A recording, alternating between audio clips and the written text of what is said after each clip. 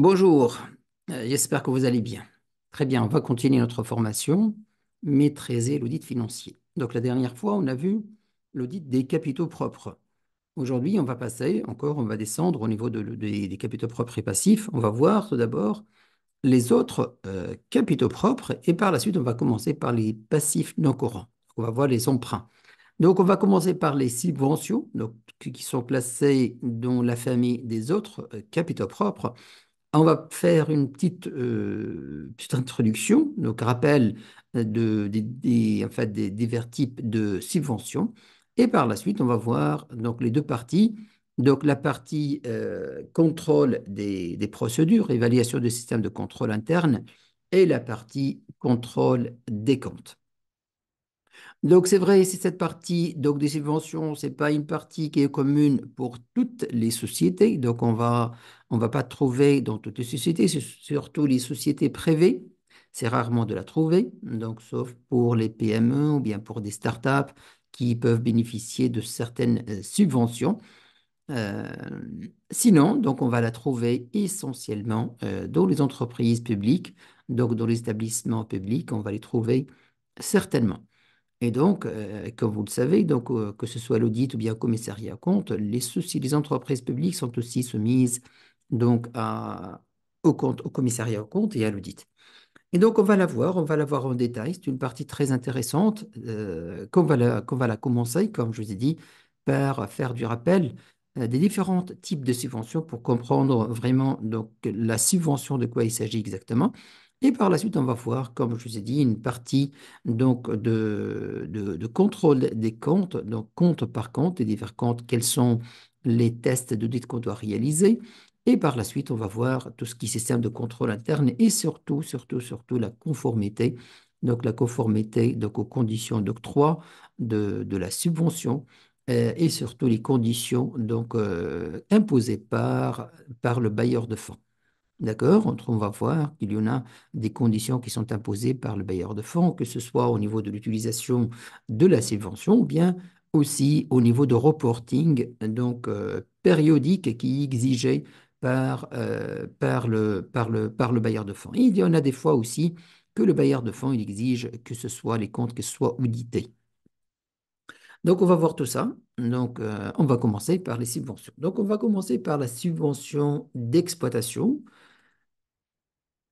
Donc, on va voir donc c'est donc une définition, par la suite la particularité, et qui sont en fait les bénéficiaires de ces subventions. Donc, subvention d'exploitation, donc c'est une aide financière donc accordée pour couvrir les charges de fonctionnement d'une entité. Donc, ça peut être des salaires, ça peut être du loyer, comme ça peut être des fournitures. C'est-à-dire pour couvrir du salaire, ou bien pour couvrir du loyer, ou bien pour couvrir des fournitures.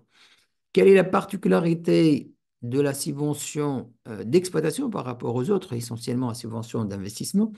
Particularité, elle est comptabilisée en produit d'exploitation. Donc, on la constate dès le départ dans un compte de produit. Donc, aussi, donc, peut être versée de manière ponctuelle ou régulière et souvent liée à la poursuite d'un objectif d'intérêt général. Quels sont les bénéficiaires? En général, ce sont les associations, les établissements publics, les entreprises sociales et les collectivités territoriales. Donc, ce sont les bénéficiaires des subventions d'exploitation. Donc, elle a pour objectif de couvrir des charges de fonctionnement. Par contre, la subvention d'investissement, donc c'est une aide financière destinée à financer l'acquisition ou la création d'un bien durable. La subvention d'investissement, elle est plutôt destinée donc, à financer ou bien à acquérir donc, un bien durable, un bâtiment, une machine, une infrastructure. Particularité, elle est comptabilisée en fonds propres, déférés, c'est-à-dire donc aux autres capitaux propres, ou produits à répartir sur plusieurs exercices. Donc une partie chaque année. Donc on va amortir donc la subvention.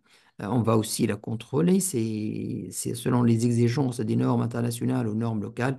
En général, on demande une répartition de la subvention d'investissement au même rythme de l'amortissement de biens objets de cette, c'est-à-dire financés par cette subvention d'investissement. Donc, elle est rattachée à la durée de vie de l'immobilisation donc financier, comme, parce que, comme je vous ai dit, donc elle sera amortie au même rythme, au même taux appliqué à l'immobilisation financière, soumise à des conditions de conservation du bien. Donc, elle est soumise à conditions de conservation du bien. Et d'ailleurs, on va voir en cas de scission de biens financés par une subvention avant qu'ils soient totalement amortis, qu'est-ce qu'il faut faire? Quels sont les bénéficiaires? Aussi, ce sont les associations et les fondations, les collectivités locales, les organismes publics et parapublics, et aussi des PME et des structures d'économie sociale. Donc, concernant les subventions d'investissement, on trouvera des cas, en fait, des aides à l'investissement, des aides à l'installation dans les régions à développement régional, dans les régions économiquement défavorables. Là, en fait, l'État elle peut intervenir et donner des subventions pour l'acquisition donc des immobilisations, pour l'acquisition des machines, ou bien l'acquisition de terrains, ou bien la construction de bâtiments. Autre type de subvention, ce qu'on appelle la subvention d'équilibre. La subvention d'équilibre, c'est une aide exceptionnelle. Donc, c'est une aide, là, la caractéristique, elle est exceptionnelle, versée pour compenser un déficit structurel ou conjoncturel, donc dans le cadre d'un budget déficitaire. Et en général, moi, ça aussi pour les établissements publics, en particulier les hôpitaux. La particularité donc, vise à permettre donc, la continuité d'une activité jugée essentielle. Aussi tout ce qui est activité stratégique donc, pour l'entreprise qui garde de monopole, par exemple les sociétés de production d'électricité, de l'eau. Donc, et en général que ces sociétés-là, elles fournissent donc l'électricité donc, à un prix inférieur donc, à son coût. Et donc, ils ont besoin à une compensation de déficit. Donc, ils vont réaliser toujours des déficits, donc ils ont besoin de compenser donc, ce déficit. Donc, particularité vise à permettre la continuité d'une activité jugée essentielle. Donc, doit être justifiée par l'incapacité à équilibrer les comptes sans l'aide, souvent ponctuelle et conditionnée. Bénéficiaires, services publics locaux, donc associations en difficulté, établissements de santé ou d'enseignement. Il y en a aussi des subventions pour projets spécifiques. Donc, donc, ce sont des aides attribuées pour la réalisation d'un projet précis, avec un cadre budgétaire et temporel défini. Donc, ce n'est pas une subvention d'investissement, mais plutôt c'est une subvention donc, à un projet spécifique précis. Et donc, et ça aussi, en fait, il a des particularités, même au niveau de l'édite, parce qu'elle est liée vraiment donc, à un projet spécifique. Et même au niveau de timing, donc il est limité. Particularité, il nécessite un plan de projet, donc un budget prévisionnel et un rapport final d'exécution. Les dépenses doivent respecter une grille d'éligibilité. En cas de non-utilisation, restitution partielle ou totale possible. Donc ça, pour les subventions affectées à un projet spécifique. Quels sont les bénéficiaires? Les associations de développement régional, les ONG, donc les organismes non gouvernementaux, les institutions éducatives ou de recherche, les startups ou entreprises innovantes, concours ou appels de projets. Subvention conditionnelle. Donc, il y en a aussi la subvention conditionnelle. Subvention remboursable ou conditionnelle. Donc, définition, c'est une aide initialement considérée comme non remboursable, mais pouvant le devenir en cas de non-respect des conditions. Particularité, apparentée donc à une avance ou un prêt sans intérêt sous condition, nécessite un suivi rigoureux dans l'engagement, peut être transformé en don si l'objectif est atteint. Bénéficiaires, les startups, les structures en incubation, les associations ou apporteurs de projets sociaux. Donc, ils sont liés à un objectif. Donc, si l'objectif il est atteint, donc il sera considéré comme étant un don. Sinon, elles peuvent être, donc, si l'objectif n'est pas atteint, ils peuvent être donc, il y aura une demande de restitution, une demande de remboursement. Très bien. Donc là, on a vu les différents types de subventions. Donc, il y en a essentiellement ces trois-là. Vous les allez trouver, comme je vous ai dit, dans la majorité des établissements publics. Et vous allez trouver aussi spécifiquement ces deux conditions-là, l'une qui est liée à un projet spécifique ou bien celle qui est conditionnelle. Très bien, on va passer maintenant donc à notre mission d'audit. Donc, on va commencer comme d'habitude donc par l'examen analytique. Donc, l'examen analytique, on va extraire de la balance donc les comptes qui sont liés, donc les comptes de subvention. Donc, que ce soit et on va les classer dans l'ordre, donc les comptes de bilan, donc dans l'ordre, et les comptes de résultats. Donc, nous avons donc les subventions d'investissement, là où ils sont classés en tant que deux autres capitaux propres, et tout ce qui est donc État, subvention à recevoir, donc dans un compte d'actifs. Là, ce sont les promesses d'octroi. La subvention, c'est-à-dire, n'est pas encore accordée, mais nous avons signé, par exemple, une promesse de réception de provision. Les produits constatés d'avance, donc là, nous les avons mis ici pour voir, parce qu'on va les, certainement une partie, donc c'est un compte qui n'est pas directement lié aux subventions, mais aussi on va le contrôler donc avec les subventions. Pourquoi? Ça concerne essentiellement les subventions qui ne sont pas totalement utilisées. Donc les subventions en général, ce sont les subventions d'exploitation qui ne sont pas totalement utilisées. Donc, si une partie de la subvention qui est destinée à couvrir des charges n'a pas été totalement utilisée cette année, donc la partie restante, elle doit pas rester dans le résultat. C'est-à-dire, on ne doit pas lister un produit en résultat et donc la subvention, elle va participer donc dans le. C'est comme si c'est fort possible qu'on réalise un bénéfice, mais un bénéfice qui est constitué des produits de la subvention et non pas des produits d'exploitation. Et donc, respectant le principe de rattachement des charges au produit, une partie de cette subvention qui n'a pas été utilisée, c'est-à-dire la partie de la subvention qui n'a pas été utilisée, va être reportée pour les années prochaines, pour les prochaines années, en utilisant ce compte de produit constaté d'avance. Donc, c'est un produit parce que les subventions d'équilibre et d'exploitation, ils sont constatés directement dans un compte de produit. Au résultat, on va trouver donc la quote-part de la subvention d'investissement inscrite au résultat de l'exercice. Ça, c'est l'amortissement de la subvention d'investissement.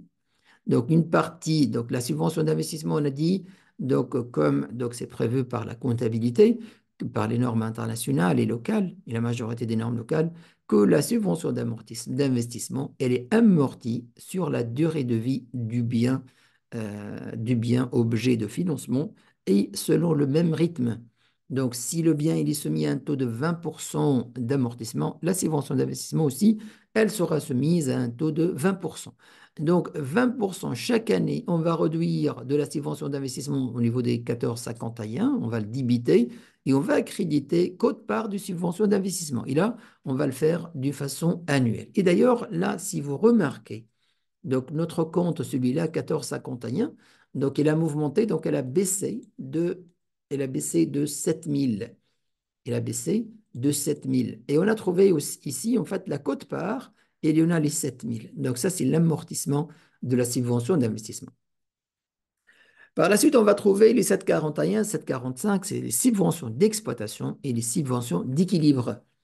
Subvention d'investissement, d'exploitation et la subvention d'équilibre. Donc, vous voyez que la subvention d'exploitation et la subvention d'équilibre, ils sont directement constatés en produit. D'accord? Ils sont directement constatés en produit. C'est pourquoi, à la fin de chaque année, on doit faire ce qu'on appelle la régularisation. Donc, la subvention qui n'a pas été utilisée doit être reportée pour l'année prochaine. Et ça, dans les conditions où on a encore droit donc, à la subvention. Et donc, si on n'a pas droit à la subvention, c'est-à-dire on doit la restituer, en ce moment-là, on doit constater plutôt une dette ou bien au moins une provision. D'accord? Mais si en fait on a le droit donc, de la reporter pour l'année prochaine, donc on n'est pas, c'est-à-dire limité dans le temps, c'est-à-dire de 1er janvier au 31 décembre, donc on doit la reporter. Très bien. Maintenant, on va voir compte par compte. Donc, on va commencer donc, par donc, ce compte-là, état subvention à recevoir, ce compte-là. Et par la suite, on va voir les autres comptes. Donc, normalement, on doit commencer par la subvention d'investissement. On va les reclasser. Je vais les reclasser. Voilà. On va commencer par la subvention d'investissement. Compte subvention d'investissement. Donc, on va voir quels sont les contrôles à réaliser donc, pour ce compte-là. Donc là, on est dans ce compte-là. D'accord? Subvention d'investissement. Donc, définition, donc le compte 1451, subvention d'investissement, est un compte de passif, donc qui enregistre des subventions accordées.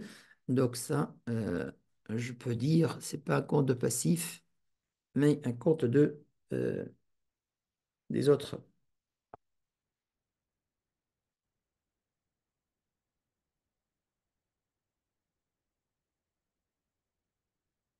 Parce que les subventions, en fait, ce n'est pas le passif, c'est autres capitaux propres. Voilà. Donc, le compte donc 1451, subvention d'investissement, est un compte d'autres capitaux propres, voilà, des autres capitaux propres, qui enregistrent les subventions accordées pour financer des immobilisations. Ces subventions sont amorties en parallèle avec les actifs qu'elles financent et transférées progressivement au produit. L'objectif de contrôle, c'est de vérifier que les subventions enregistrées sont bien liées à des immobilisations, contrôler que leur amortissement est effectué correctement en parallèle avec celui de l'actif financé, s'assurer de la conformité avec les règles comptables appliquées, que ce soit normes tunisiennes ou FRS selon le cas, vérifier que les subventions sont présentées correctement dans les états financiers, donc au niveau des autres capitaux propres. Là, j'ai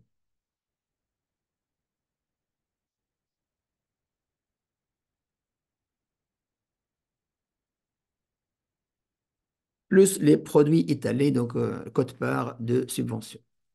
Donc, quels sont les travaux à réaliser? Donc, tout d'abord, on va identification des subventions enregistrées en compte 1451. Donc, lister toutes les subventions comptabilisées dans ce compte 1451 durant l'exercice. Parce que vous voyez, en fait, ces subventions d'investissement, en général, sont des subventions individuelles.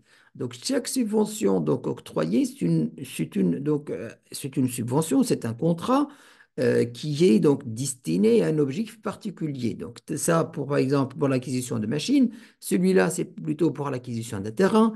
Et donc, nous, au niveau de l'audit, on ne va pas auditer le compte d'une façon générale, mais on va l'auditer donc subvention par subvention. Donc, obtenir les conventions, où il y a notification et preuve de réception des subventions, vérifier que la finalité d'investissement est bien précise, acquisition d'un bien durable.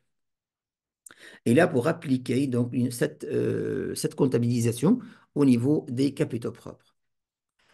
Raccordement aux immobilisations financées. Donc, contrôler les fiches d'immobilisation, date d'acquisition, montant, durée d'amortissement. Donc, à chacune de ces subventions-là, on doit lui affecter donc une immobilisation. Vérifier que la base d'amortissement est réduite ou que le produit est étalé selon la méthode retenue. Donc, au niveau de l'amortissement, donc on a dit que l'amortissement de la subvention, c'est pourquoi on va traiter subvention par subvention. Donc, l'amortissement, parce que je peux trouver, par exemple, une subvention qui a été accordée pour l'acquisition de machines, dont l'amortissement des machines est de 7 ans. Donc, je dois amortir la subvention d'investissement sur 7 ans. Par contre, si je trouvais une subvention d'investissement qui est destinée donc au niveau de, par exemple, à financer une construction, dans la construction, dans la durée de vie de 20 ans, la subvention aussi doit être amortie sur 20 ans.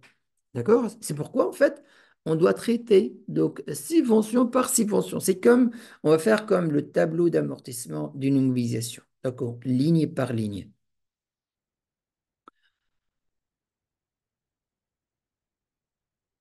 Contrôle de l'amortissement de la subvention. Donc, vérifie que le montant de la subvention transféré en produit en compte quote-part de subvention d'investissement inscrite au résultat.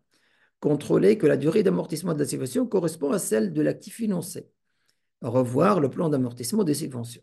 Donc, on va trouver, comme je vous ai dit maintenant, donc, comme les tableaux d'amortissement des immobilisations, on doit en avoir aussi un tableau d'amortissement des subventions. Examen des sorties ou scissions. Donc, en cas de retrait ou scission d'actifs, vérifier que le solde des subventions non encore amorti, le remboursement éventuel au bailleur, selon les causes contractuelles, le reclassement de la subvention en produit exceptionnel, le cas échéant. Donc, en cas de scission ou bien de retrait de la subvention d'un actif qui est financé par une subvention et que l'actif n'est pas totalement amorti. D'accord? Et là, donc, on doit voir, ou bien c'est plusieurs situations. Donc, surtout lorsque l'actif n'est pas amorti, c'est dans ce cas-là où il y en a une partie de la subvention aussi qui n'est pas totalement amortie. Et donc là, on doit revenir donc, aux conventions, aux contrats pour voir. Donc, est-ce qu'en cas de scission de ce bien-là qui a été financé par la subvention, donc, est-ce que, il y aura remboursement? Donc, est-ce qu'il y aura donc, le bailleur, il exige dans une clause contractuelle qu'en cas de vente, donc, il y aura remboursement, ou bien non. Donc, sinon, donc, si, donc, l'éventuel, si, en fait, s'il y en a une clause qui prévoit donc le remboursement, donc en ce moment-là, on doit constater donc cette dette, ou au moins donc une provision. Sinon, donc si s'il n'y a pas, c'est-à-dire si il n'y a pas cette clause-là, donc la partie qui n'est pas remboursée, en ce moment-là, on doit la constater en produit exceptionnel. On va la passer en produit, en totalité le reste, c'est-à-dire le restant de la subvention qui n'a pas été amortie. D'accord? Donc, supposons que j'ai fait une construction avec cette immobilisation qui est amortie sur 20 ans. Donc, à la 15e année, donc j'ai vendu donc l'immeuble. D'accord? J'ai vendu la construction, l'usine, par exemple. Et là, en fait, une partie de la subvention il n'est pas été encore amortie. Donc, en ce moment-là, on voit le contrat. Si je trouve au niveau du contrat que je dois rembourser, donc cette partie-là, elle va être convertie en dette que je dois donc la rembourser. Sinon, donc ça va être converti en produit exceptionnel en totalité. Donc, j'amortis plus. D'accord? Vu le bien, il n'existe plus.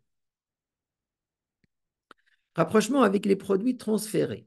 Donc, revoir le lien entre solde de compte 14,51 et le produit constaté en compte 7,39, quote-part de subvention. Donc, vérifier le solde final de compte 14,51 par rapport aux subventions encore actives.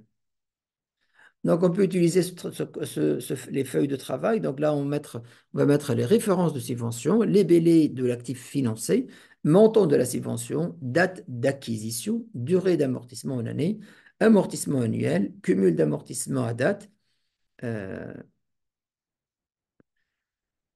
donc solde du compte 1451 et observation. Quels sont les points de vigilance? Toutes les subventions non encore affectées à un actif ne doivent pas être enregistrées en compte 1451. Donc, on enregistre dans le compte 1451 que les comptes, que les subventions qui sont affectées à un actif. D'accord? Donc, en cas de doute sur l'utilisation finale, la subvention peut rester en compte d'attente. Donc, on peut le mettre dans la compte d'attente jusqu'à justification. Ne pas oublier de transférer en produit la partie amortie chaque année, c'est-à-dire de faire l'amortissement, quote-part de la subvention. Vérifier si les clauses de reprise de bailleurs sont bien respectées en cas de sortie de l'actif. Donc aussi, il faut faire attention en cas où l'actif a été cédé, donc avant l'amortissement total. Donc ça, pour le compte 1451, qu'est-ce qu'il faut faire? Maintenant, nous avons le compte, le deuxième compte que nous avons vu, c'est ce compte-là. État, subvention à recevoir. Là, on va enregistrer les promesses des subventions avant de la recevoir. Parce que quand on va recevoir la subvention, on va directement la constater en banque. Donc, ça sera constaté en banque. Mais là, nous ne l'avons pas encore constaté. Donc, le compte 431, état de subvention à recevoir, représente une créance de l'entreprise ou de l'association sur l'État ou un bailleur public au titre de subvention acquise mais non encore encaissée à la clôture de l'exercice. Donc, ce compte doit faire l'objet d'un contrôle rigoureux lors de l'audit, car il implique, parce que c'est un compte d'actifs, on ne doit pas en avoir un compte d'actifs qui soit gonflé, surévalué. Donc, car il implique donc un droit certain, souvent soumis à des conditions spécifiques, donc éligibilité, convention, justificatif. Contrôle de compte 431, produit subvention à recevoir. Tout d'abord, justification de l'existence de la créance. Donc, doit justifier qu'il y en a vraiment une promesse. Donc, vérifier la base juridique, une convention signée. Y a-t-il une convention qui a été signée? Et une notification officielle d'octroi de la subvention aux décisions attributives de la subvention. Donc, tout d'abord, on doit vérifier la base juridique. Donc, pourquoi l'entreprise a constaté ça? Donc, certainement, elle doit en avoir une convention qui est signée, une notification officielle d'octroi ou bien une décision d'attribution. S'assurer que la subvention est acquise à la clôture. Donc, on doit s'assurer que le droit il est certain. Donc, c'est un engagement irrévocable de l'État ou bien de bailleur événements générateurs intervenus avant la date de clôture et conditions d'éligibilité sont remplies. Donc, on doit vérifier ça avant de constater, donc pour justifier la constatation de la subvention, de la promesse dans ce compte-là, donc compte d'actifs, subvention à recevoir. D'accord? Concordance avec la comptabilité budgétaire et suivi de projet. Donc, comparer le montant enregistré en compte 431 avec le budget approuvé donc, du projet ou de l'activité financée. Donc, certainement. Donc, l'octroi de la subvention, il a été conditionné par l'établissement du budget. Donc, et le budget, donc, il va décrire, il va présenter le montant. Donc, le montant qui est demandé. Donc, on ne peut pas trouver donc un montant dans le compte de l'État subvention à recevoir plus important que le montant déjà demandé. Tableau de suivi budgétaire et pièce justificative des dépenses déjà engagées ou réalisées. Et vérifie s'il s'agit d'une reste à recevoir sur la subvention partiellement versée. Aussi, donc, vérifier, en fait, on doit vérifier, parce que ce compte-là, il peut être deux cas. Soit une nouvelle subvention, donc à recevoir, soit un reste de subvention partiellement versée. D'accord? Soit donc une nouvelle promesse, un engagement, nouveau engagement de l'État ou bien de bailleur de nous accorder une subvention de 100 000, soit plutôt dans ce compte-là, parmi sa composition, une partie non encore versée, c'est-à-dire de bailleur de fonds. Donc le bailleur de fonds nous a promis 100 000, nous a versé 70 000, il nous reste 30 000. Donc le 30 000, est-ce que c'est une nouvelle subvention ou bien c'est plutôt une partie partiellement, une partie restante, c'est-à-dire d'une subvention qui est partiellement versée. Donc, on doit distinguer les deux situations. D'accord? Donc, parce que chacune de ces situations-là, donc, elle a sa façon de l'uditer. Parce que si il s'agit d'une nouvelle, donc d'une nouvelle subvention, donc on doit vérifier ce droit, donc c'est l'engagement irrévocable, c'est-à-dire de bailleur de fonds, euh, par contre, si c'est plutôt, donc ça a été donc versé, une partie qui n'a pas été versée, là on doit vérifier pourquoi. Est-ce que cette partie qui n'est pas versée, est-ce que c'est dû donc au planning de déblocage de la subvention, c'est-à-dire c'est déjà prévu donc dans le contrat qu'il y aura 50% donc il sera libéré dans telle date, 30% dans telle date et 20% dans telle date. Là, il n'y a pas de problème. Donc, on est en train de respecter, donc l'État, il est en train de respecter donc un planning bien déterminé. Donc, on sait dès le départ donc quand est-ce que la subvention va être débloquée. Par contre, si partiellement, la partie qui n'a pas été versée, donc, par exemple, on a trouvé qu'on a dépassé donc, le délai de libération de la partie non dépassée, alors que nous n'avons pas encaissé. Là, il faut poser la question, peut-être on va la voir donc, tout à l'heure, parmi les choses qu'on fait, la circularisation. Donc, on va circulariser le bailleur de fonds pour savoir, par exemple, pour cette partie-là, quel est le sort. Est-ce que vous avez une objection? C'est pourquoi donc vous n'avez pas versé. Est-ce que l'entreprise n'a pas respecté certaines conditions? Est-ce qu'elle n'a pas atteint l'objectif? Et ainsi de suite. Donc on doit faire une investigation pour savoir pourquoi une partie partiellement non versée. D'accord? Pourquoi une partie n'est pas encore versée par le bailleur de fonds ou bien l'État. Et donc certainement vous allez trouver une réponse. Donc si la partie qui n'a pas été versée, vu que l'entreprise n'a pas respecté certaines conditions et qu'elle a perdu ce droit-là, donc ce droit-là, il ne doit plus exister dans ce compte-là. D'accord? Et donc, on doit renverser l'écriture, c'est-à-dire on va débiter la subvention d'investissement, ou bien subvention d'exploitation, ou bien subvention d'équilibre, et on va créditer donc ce compte-là, donc 431. D'accord? C'est état subvention à recevoir. Parce que on est déchu, donc on n'a plus le droit donc, à cette subvention. D'accord? Donc il faut faire attention à ça aussi. Troisième compte, donc ce sont les comptes, donc on va commencer par les 7,30 avant ça. Ah, je l'ai mis.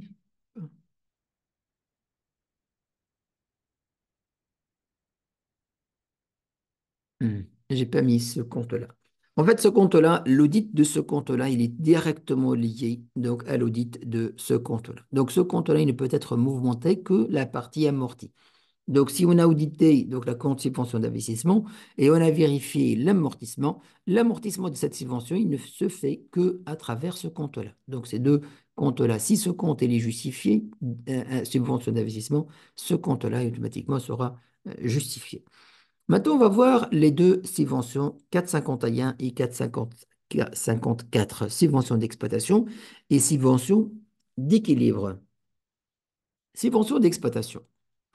Donc, définition, donc le compte 741 subventions d'exploitation enregistre les produits liés aux subventions reçues pour financer des charges de fonctionnement, des salaires, de loyers, des fournitures, activités sociales ou éducatives, etc. Contrairement aux subventions d'investissement en compte 1451, elles sont reconnues immédiatement au produit. Donc, nous avons vu que les subventions d'investissement, on va les constater dans les autres capitaux propres, alors que là, les subventions d'exploitation, ils sont reconnues immédiatement au produit, dans l'exercice au cours duquel elles sont acquises. Donc, l'exercice au cours duquel ils sont acquises, on va les constater en produit. Justificatif de contrôle, objectif de contrôle, c'est de vérifier que les subventions enregistrées correctement euh, à des charges réellement supportées par l'entité, s'assurer que les subventions ont été acquises de manière certaine avant la clôture de l'exercice, c'est-à-dire l'engagement est révocable et ainsi de suite. Confirmer que leur imputation en produit est correcte. Exercice, menton, destination. Examiner la concordance avec les dépenses concernées, le budget et les conventions signées, travaux à effectuer, identification des subventions d'exploitation. Tout d'abord. Donc, on doit obtenir les listes des subventions enregistrées au compte 741. Là, comme je vous ai expliqué, les subventions, quand on reçoit une subvention, on doit traiter subvention par subvention. C'est vrai, ils sont tous dans un même compte, mais certainement l'entreprise, elle dispose d'un état de suivi de ces subventions-là. Parce que on peut en avoir trois donc, ou quatre subventions d'exploitation. Donc, une subvention d'exploitation pour financer donc, du loyer, l'autre une subvention d'exploitation pour... Et donc, si on la reçoit d'une façon globale, donc on va l'auditer d'une façon globale, et si on la reçoit d'une façon individuelle, on doit la vérifier de façon individuelle. Parce que vous allez voir au niveau de contrôle des comptes, de contrôle des procédures, évaluation de système de contrôle interne, on va toujours vérifier l'éligibilité. Parce qu'il se peut, donc, au courant de l'exercice, que l'entreprise ne respecte plus donc, les conditions d'octroi. Et donc, si au niveau de conditions, au niveau de contrat, et en général, en fait, on le trouve au niveau de contrat, donc en cas d'échéance, l'entreprise, elle sera obligée à rembourser donc, la subvention. Et donc, c'est pourquoi je vous ai dit, en fait, on doit auditer donc subvention par subvention, c'est-à-dire contrat par contrat. D'accord? Donc, identification des subventions. Donc, obtenir la liste des subventions enregistrées en compte 741 durant l'exercice. Identifier leur origine. Bailleur, par exemple, de, programme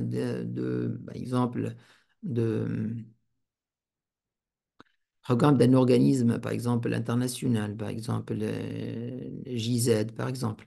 Donc, des projets.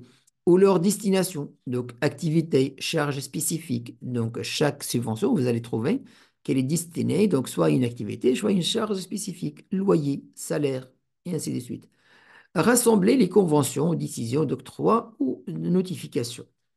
Donc là, on doit documenter notre dossier. Vérification de l'acquisition certaine. Donc, on a dit qu'on ne peut pas, donc normalement, on doit la constater, cette subvention, que s'il y en a l'acquisition certaine. D'accord? Et donc, on doit vérifier que l'entreprise, vraiment, donc l'acquisition, il est certaine. C'est pourquoi, donc, elle justifie en fait la comptabilisation de la subvention. Donc, la comptabilisation de la subvention, on va la voir donc, tout à l'heure au niveau de compte, au niveau de les travaux de comptabilité. Qu'en fait, comment on la comptabilise? On va débiter le compte 431 État subvention à recevoir et on va créditer les subventions. Donc, soit les subventions d'investissement, subventions d'exploitation ou subventions d'équilibre. Donc, vérification de l'acquisition certaine, de contrôler la date de décision ou d'attribution et la réception de paiement ou de la notification. Donc, la date de décision, c'est la date qu'on va utiliser donc, pour la comptabilisation de la subvention. C'est-à-dire, si on va trouver par exemple une subvention, ce compte-là a été débité, donc il a été crédité ce compte-là par le compte 431, par exemple au mois de décembre, alors que le document il est signé au mois de janvier. Donc là, la décision de l'acquisition elle est certaine à partir de janvier. Donc, on doit reporter la constatation de cette subvention jusqu'à la signature ou bien de la réception de la décision. Donc, contrôler la date de décision ou d'attribution ou la réception de paiement ou de la notification. Donc, nous étions notifiés telle date. Donc, la notification ou bien le paiement ou bien la date, la décision ou l'attribution constitue ce qu'on appelle fait générateur de la subvention. C'est la naissance de droit à l'acquisition de la subvention. Donc, en ce moment-là, on peut la constater, la subvention, même si nous ne l'avons pas encore encaissée. Donc, la fête générateur de la subvention, ce n'est pas l'encaissement, mais plutôt c'est l'acquisition certaine. Donc, correspondance avec les charges financées. Donc, vérifier que les charges financées existent bien dans la comptabilité. Et là, pourquoi en fait on vérifiait donc par rapport aux charges financées? Parce qu'on va le voir au niveau de l'évaluation du système de contrôle interne. Il se peut que si, c'est-à-dire si l'entreprise elle ne respecte pas les conditions d'octroi parmi lesquelles donc les charges qui objets de financement n'étaient pas respectées, elle peut être éligible donc à des pénalités et un paiement, un demande de remboursement de la subvention. Donc, on doit vérifier que les charges financières existent bien dans la comptabilité des salaires, des services, des fournitures. Rechercher une traçabilité analytique au budgétaire pour relier la subvention avec les dépenses réelles. S'assurer que la subvention est affectée à la bonne activité ou bon projet. L'examen de la comptabilité, c'est de contrôler que la subvention a bien été enregistrée dans le bon exercice, pas d'anticipation injustifiée. Vérifier si la subvention a été enregistrée brute ou nette selon le référentiel applicable. S'assurer qu'elle n'a pas été confondue avec un don ou une subvention d'investissement. Donc là, c'est au niveau de la comptabilisation, au niveau de bon compte. Donc, est-ce que c'est du don, ou bien subvention d'investissement, ou bien subvention d'exploitation? Donc, on peut travailler, donc, feuille de travail, on mettra les références de la subvention par bailleur, l'objectif de la subvention, celle-là pour financer les salaires, l'autre pour financer le loyer, montant reçu à recevoir, donc 10 000, 50 000, charges financées, exercice d'imputation 2025, 2024, justificatif et observation. Les points de vigilance, les subventions doivent être définitivement acquises. Donc, on ne constate en comptabilité, on ne peut pas constater de façon anticipée. Une anticipation injustifiée n'est pas acceptable. Donc, on doit constater en comptabilité qu'une fois l'acquisition est définitive. Donc, les conditions doivent être remplies à la clôture. Donc, attention à la bonne période d'imputation. Évitez d'anticiper un produit non encore gagné, surtout au niveau des subventions. Surtout au niveau de subventions d'exploitation et subventions d'équilibre, ce sont des produits. Donc, ça va impacter le résultat directement. S'assurer que la subvention n'est pas affectée à de l'investissement. Donc, sinon, elle doit annuler le compte 1451. Euh, Elle doit aller au compte 1451. En fait, s'assurer juste qu'il ne s'agit pas de subvention d'investissement. Si la subvention est reçue mais non utilisée, vérifiez le report ou la justification. Donc, le report, certainement. Donc, si on obtient une subvention d'exploitation, par exemple, et qu'on n'utilise pas, donc là, certainement, on va trouver une clause au niveau de contrat qui concerne cette partie-là. Cette partie, c'est-à-dire les subventions qui n'étaient pas utilisées. Et donc là, le bailleur, il va vous donner, par exemple, la possibilité de reporter. C'est-à-dire, par exemple, c'est-à-dire, cette subvention, elle va vous rester chez vous, par exemple, pour une année. Et en cas, par exemple, de non-utilisation, en ce moment-là, vous devez rembourser. Et donc, tout ça, en général, est soumis à des conditions et des procédures. Par exemple, une demande de report qui doit être envoyée au bailleur de fonds. Et donc là, l'auditeur, il doit vérifier que vraiment l'entreprise, elle a fait cette demande de report. Donc, sinon, elle peut perdre ce droit de report. Donc, là, vous voyez, en fait, et on va la voir tout à l'heure, une partie très importante au niveau de l'audit des subventions, c'est la partie contrat. C'est la partie contrat et les clauses du contrat. Donc, on doit on doit identifier donc les clauses les plus importantes du contrat et on doit vérifier vraiment le respect de ces clauses. Très bien. Donc là, pour la subvention d'exploitation, subvention d'équilibre, c'est pas très loin. Donc le compte 457, 745, subvention d'équilibre, est utilisé pour comptabiliser les aides financières exceptionnelles reçues d'un bailleur, généralement public, destinées à couvrir un déficit de fonctionnement ou à équilibrer un budget déficitaire. Elles ne sont pas directement liées à un projet ou une activité spécifique, mais visent à assurer la continuité de l'activité en cas de déséquilibre structurel ou conjoncturel. Et donc, comme je vous ai expliqué, ce sont des subventions données par l'État, surtout pour les établissements publics donc, qui sont au monopole et qui ont un intérêt stratégique donc, pour l'entreprise, tel que, comme je vous ai expliqué tout à l'heure, la production d'électricité, la production du gaz, de l'eau, la distribution de l'eau, tout ce qui est, par exemple, tout ce qui est activité qui est subventionnée, par exemple, tout ce qui est matière principale, tout ce qui est alimentation principale, du blé, par exemple, ou de la farine, et ainsi de suite, des choses comme ça, là où en fait, une partie de prix de vente, elle est subventionnée par l'État. Donc, objectif de contrôle, donc s'assurer que la subvention a été octroyée expressement à titre d'équilibre budgétaire. Donc, pour pouvoir la constater en subvention d'équilibre. Vérifier que le déficit à couvrir est réel et documenté. Confirmer que le montant comptabilisé au compte 745 correspond à une décision officielle. D'accord? Vérifier que la subvention est présentée distinctement dans les états financiers. Financiers. D'accord?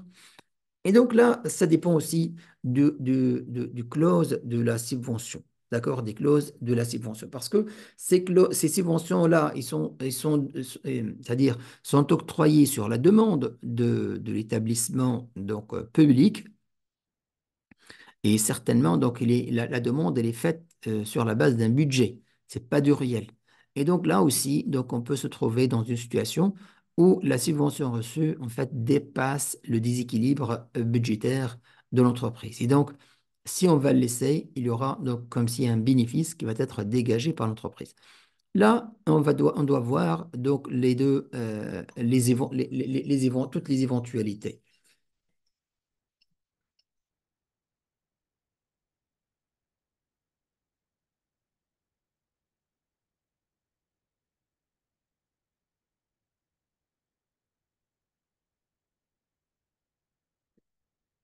Là, je vous ai dit en fait, en cas où la subvention donc, a été octroyée, donc dépasse le déséquilibre, c'est-à-dire donc de demander donc, le déséquilibre réel, c'est-à-dire le déséquilibre réel après, c'est-à-dire après les états audités, donc dégagés par les états définitifs.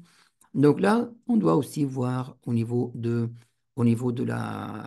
clauses. Donc, si les clauses permettent de maintenir, en fait, c'est-à-dire ces subventions, c'est-à-dire les parties excédentaires de déficit réel, donc ils vont rester pour l'entreprise, là, on doit les constater en un produit constaté d'avance pour que, euh, en fait, la société ne réalise pas un bénéfice qui provient des subventions. Sinon, donc, si ce montant-là doit être remboursé, donc, c'est-à-dire doit être restitué donc, à l'organisme, au bailleur, donc en ce moment-là, on va débiter tout simplement, euh, on va débiter le compte subvention d'équilibre et on va constater une dette donc, à renverser, c'est-à-dire un montant à renverser à l'État ou bien au bailleur.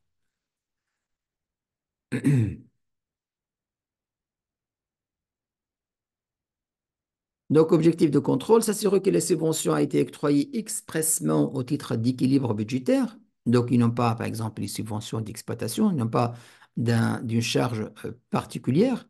Vérifier que le déficit à couvrir est réel et documenté. Confirmer que le montant comptabilisé en compte 745 correspond à une décision officielle. Vérifier que la subvention est présentée distinctement dans les états financiers. et non pas avec les subventions d'exploitation, par exemple. Travaux à effectuer. Tout d'abord, identification de la subvention d'équilibre. Donc, relever toutes les écritures enregistrées dans le compte 745, obtenir la décision de bailleur, le courrier d'attribution ou délibération correspondante, vérifier le caractère exceptionnel ou ponctuel de la subvention. Analyse du déficit couvert.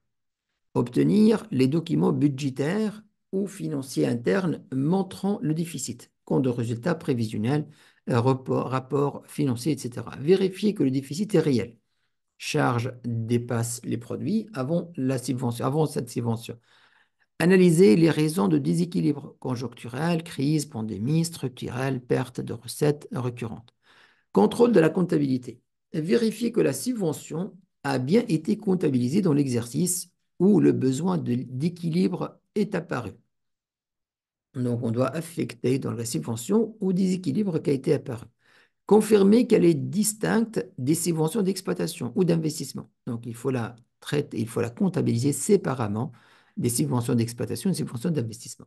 S'assurer que le montant est cohérent avec le déficit à couvrir. Donc, comme je vous ai expliqué tout à l'heure, donc une demande de subvention en général, elle est faite sur la base de résultats prévisionnels. Et donc,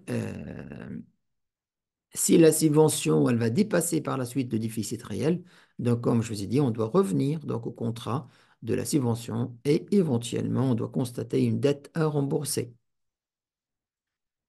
Vérification de la documentation. Donc, s'assurer que la subvention est accompagnée d'un document justificatif, budget prévisionnel déséquilibré, courrier du bailleur, rapport de gestion ou procès verbal justifiant la demande. Et vérifier les pièces comptables liées à l'encaissement. Donc, feuille de travail, en fait, on va faire donc référence de la subvention, le bailleur, le montant accordé, le motif de déséquilibre, document justificatif, exercice concerné, date d'encaissement et observation.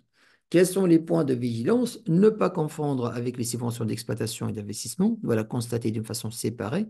Vérifier que l'usage n'est pas affecté à un projet, sinon elle doit être reclassée, elle va devenir par exemple une subvention d'exploitation ou bien les subventions, les autres subventions qui sont liées à un projet, confirmer que le déficit n'a pas été couvert par d'autres sources, dont réserve, emprunt, si récurrente, analyser s'il ne s'agit pas en réalité d'un financement d'activité.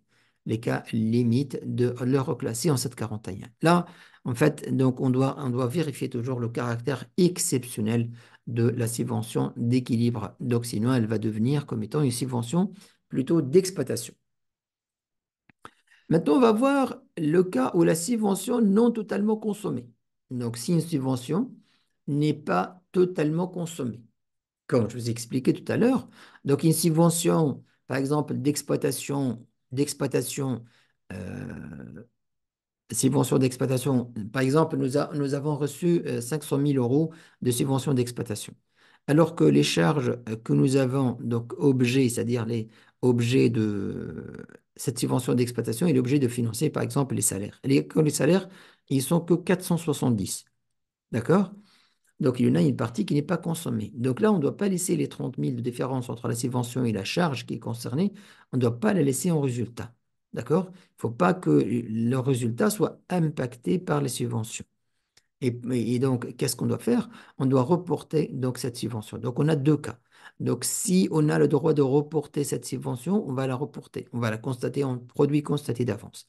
Si on n'a pas de droit de reporter de la subvention et donc cette partie excédentaire, on doit la restituer donc à l'État. Donc, en ce moment-là, on va débiter donc le compte subvention d'exploitation ou bien subvention d'équilibre et on va créditer un compte de dette, donc une dette envers donc l'État ou bien l'organisme, donc le bailleur de fonds. Donc, subvention d'exploitation. Donc, exemple, des frais de fonctionnement, projet courant. Donc, si acquise sans condition, reconnu en produit intégral au compte 741. Donc, si au niveau de contrat, on trouve que même si la subvention, ou bien une partie de la subvention qui n'a pas été utilisée, il n'y aura pas de demande de restitution, en ce moment-là, donc il n'y a rien à passer. Donc, on va le laisser en 741. Si par contre, si acquisition sous condition d'utilisation, comptabilisée, donc on doit comptabiliser la partie qui n'a pas été consommée dans le compte 47 produit constaté d'avance. C'est pourquoi je vous ai dit tout à l'heure que ce compte-là, produit constaté d'avance, c'est vrai, ce n'est pas un compte spécifique donc à la subvention, mais là aussi, on va le contrôler parce qu'il est fort possible qu'il soit mouvementé par des parties de la subvention d'exploitation et subvention d'équilibre. Subvention d'investissement, donc l'objet, l'exemple, c'est financer un actif immobilisé.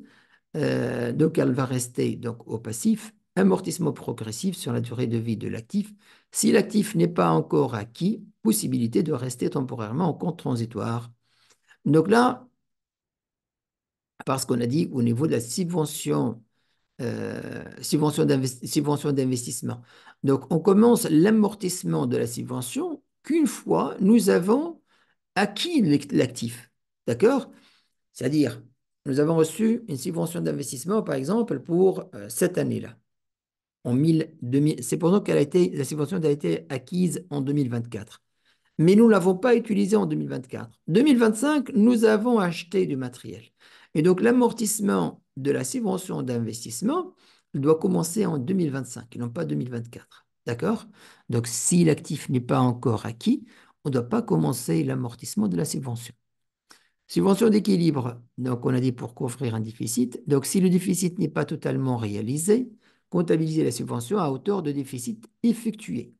Donc si le solde non justifié peut être reporté en produit constaté d'avance ou remboursé au bailleur selon les clauses. Donc subvention d'équilibre, nous avons reçu une subvention d'équilibre de 50 000 dans le cadre d'équilibrer donc un résultat déficitaire budgétisé de 50 000, mais réellement le résultat il était que de 40 000. Déficit, c'est-à-dire de 40 000. Donc nous avons un excédent de 10 000.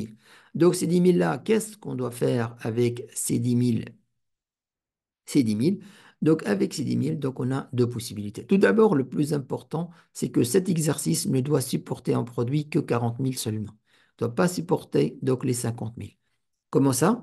Donc, on va voir au niveau des clauses. Est-ce que les clauses prévoient une restitution en cas de dépassement, c'est-à-dire en cas de non-consommation? Donc, si c'est le cas, c'est-à-dire les clauses de contrat prévoient un remboursement en cas de non-utilisation, en ce moment-là, on va créditer le compte donc 741, subvention, et on va constater une dette envers le bailleur pour le remboursement. Si ce n'est pas le cas, c'est-à-dire on a le droit à reporter ce montant-là, et donc on va juste constater une écriture de régularisation, et on va constater, donc on va débiter le compte 741, mais maintenant on va créditer le compte produit constaté d'avance. D'accord? Produit constaté d'avance pour reporter donc ce montant-là à l'année prochaine. Euh, D'accord? Ces mentions affecter un projet spécifique, donc appel à projet, projet cofinancé. Donc la part consommée est enregistrée dans le compte 741. La part non utilisée reste au passif, donc au compte 47, et doit être remboursée ou doit être remboursée selon les clauses de la convention. Toujours, on doit revenir aux clauses de convention. Un suivi analytique donc, ou par projet est indispensable. Subvention conditionnelle ou remboursable, donc prêt donc à taux zéro conditionnel, avance sur résultat. Donc, tant que les conditions ne sont pas remplies, la subvention reste en compte de passif.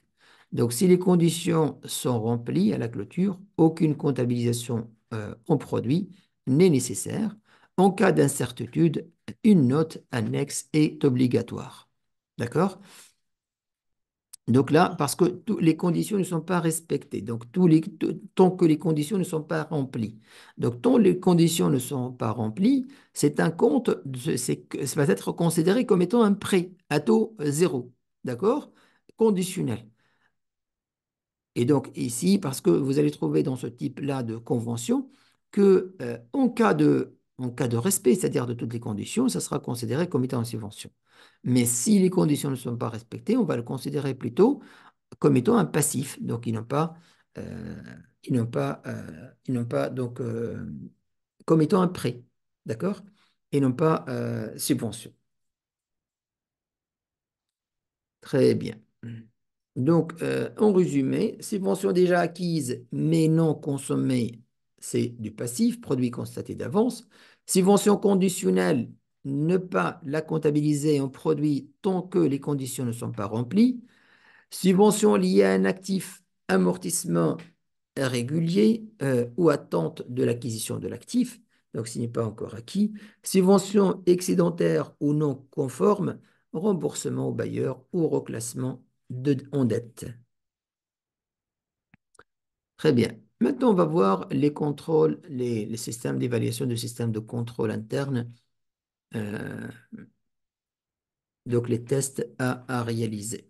Donc, l'auditeur doit s'assurer que les subventions sont correctement comptabilisées, utilisées conformément aux conditions imposées par le bailleur. Donc, il doit vérifier aussi l'utilisation qui est conforme aux conditions, parce que une utilisation non conforme, ça peut engendrer un remboursement. Et donc, un remboursement, donc c'est une dette.